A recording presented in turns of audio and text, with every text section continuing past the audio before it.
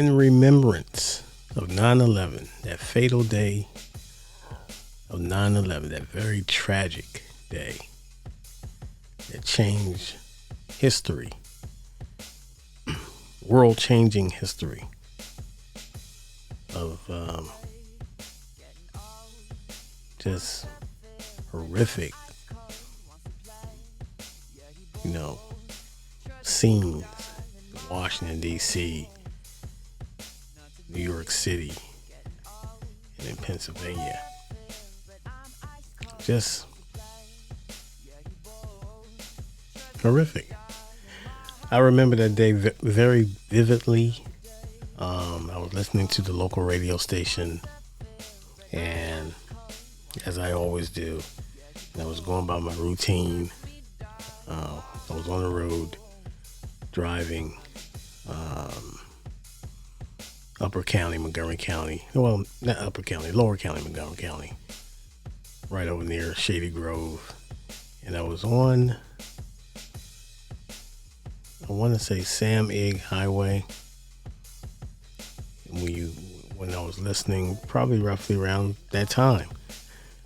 9:30, within that window. And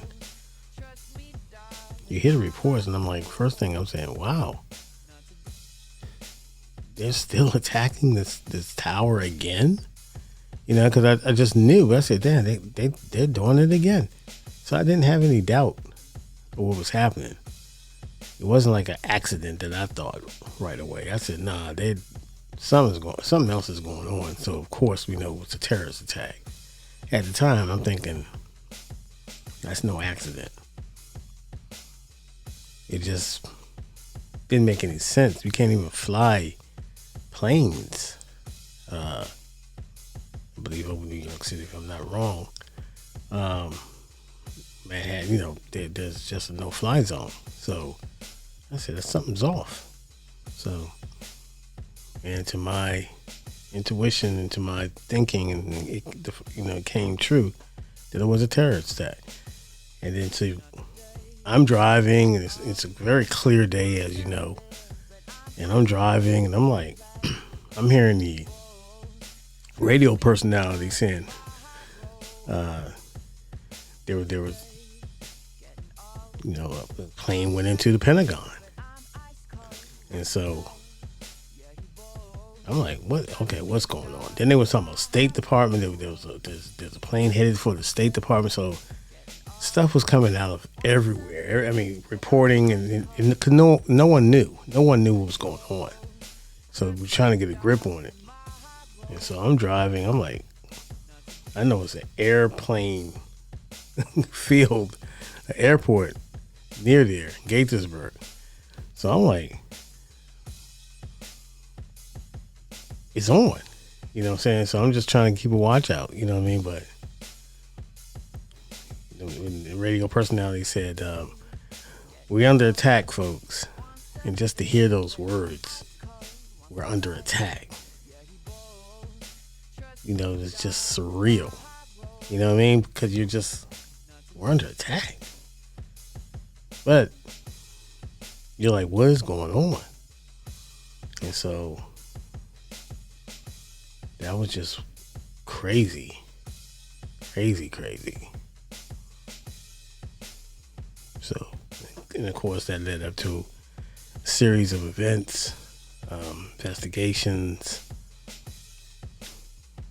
obviously Bin Laden, and the result of that, years later, the war that resulted towards, to that, in Iraq, but there was no Iraqis that were caught. They were all Israel. They were all Saudi Arabian.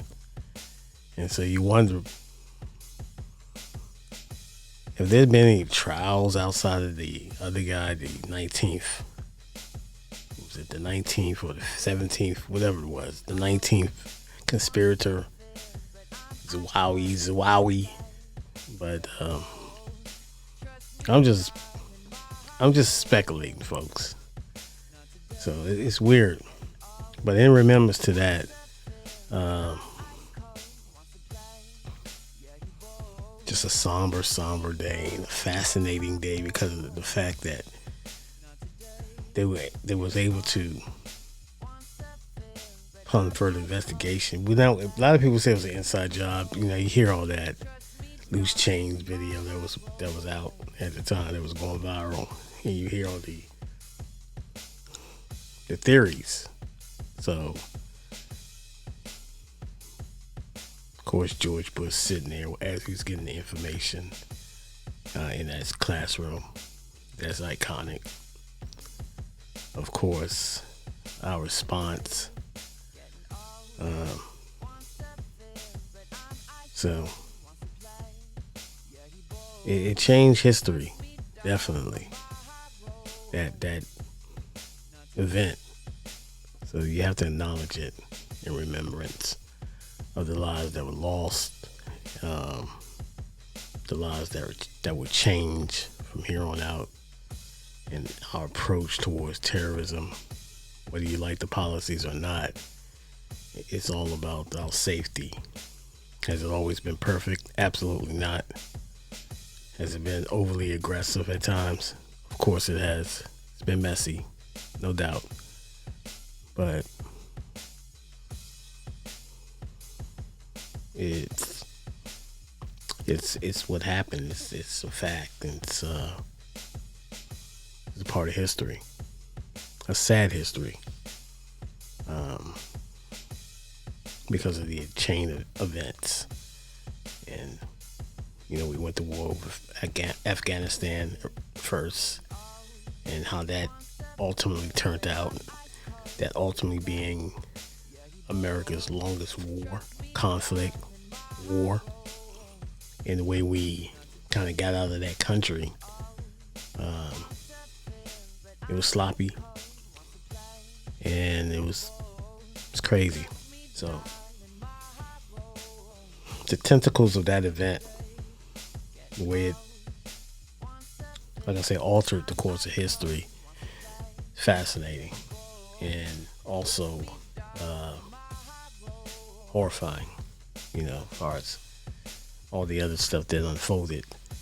Abu Ghraib, the prison and the treatment of prisoners, the Guantanamo Bay situation there. Should that be closed because of the human rights violations? And so it's a whole bunch of stuff, political, and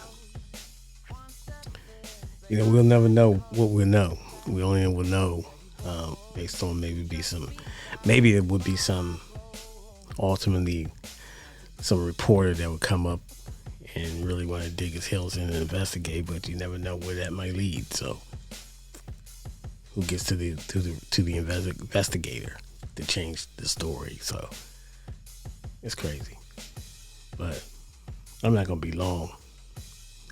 And I was watching the game, the Monday Night Football game, and it was a bummer because Aaron Rodgers got hurt, like I believe, on the first series of his career with the Jets. They said it was an ankle injury and they ruled him out. And this happened, like I said, first half. During the second half, now the Bills were leading at, before I got on here, it was 13-3. And they had Zach Wilson to back up. He's doing what he can, man. I mean, considering, they just sucked the whole air out of the stadium when Aaron Rodgers went down. It's like, whoa. It's like you all hyped up, and unfortunately, injuries are part of the game. So I feel for the Jet fans, man, because they had so much riding on this. Now, you know, Zach Wilson's gonna be the quarterback. He has to get better. Is he on Aaron Rodgers' level? Absolutely not. We saw the disaster last year, but hopefully, we don't know. They're gonna have to make a move at quarterback or whatever if he's not up to par, because they're expecting big things. And now that takes a completely different, a big blow to their ultimate goals, winning a Super Bowl. And it's crazy, man. It's just, you never know. I just hope it's not. I'm not going to speculate, but I shouldn't even say that, but I'm just saying. I hope it's nothing more. They said the X-rays were negative, but they're being obviously being very delicate with the situation with it, as far as information, because they don't really know until they he gets a further evaluation on that ankle. Just hope it's not an Achilles. I know they were saying he had a slight issue or some issue with a calf. So when I hear calf, and then the way he was kind of spun and torting his body, and I'm looking at it, I'm like, well, maybe it's a Liz Frank because of the way, but I don't know. So I'm gonna stop speculating, man. Get healthy, man. So hopefully it's not as serious as we fear, but like I said, X-rays were negative. So, but you never know. Tissues and all kinds of stuff is involved with the foot. It's difficult, it's delicate, and you never know. But anyway, my Commanders won yesterday in a slugfest of a game with the Arizona Cardinals. So shout out to my team. You know what I'm saying? We're getting it done. However it was, we got it done. It wasn't the prettiest game by any imagination, but we had to do what we had to do to stack the W, and we got the W, and that's the mission. So we're on our way to Denver, one in the pocket, and hopefully we can get improvement this week and work on that offensive line, keep Sam Howell upright, and we're going to have some growing pains with him, as I said before, but I like his toughness. I like his competitiveness. I like his grit. I like his deposition. You know, he's just a real football player. And that play when we took the lead, tied it up to take the lead, when he ran it in, that was a good play. That was a great play, good decision. And like I said, he's underestimated as a runner. He has good movement. You don't want him to be running too much, but you know, he let him play. Let him play. He's playing his game. But anyway, that's all for me. Thank you for allowing me to come on here and just discuss that 9/11 situation. I just thought I had to give some remembrance to that situation and touch on it. And thank you for tuning in. Thank all my subscribers. Please hit that like button, share this video, subscribe to the channel, and we'll see you soon. Peace.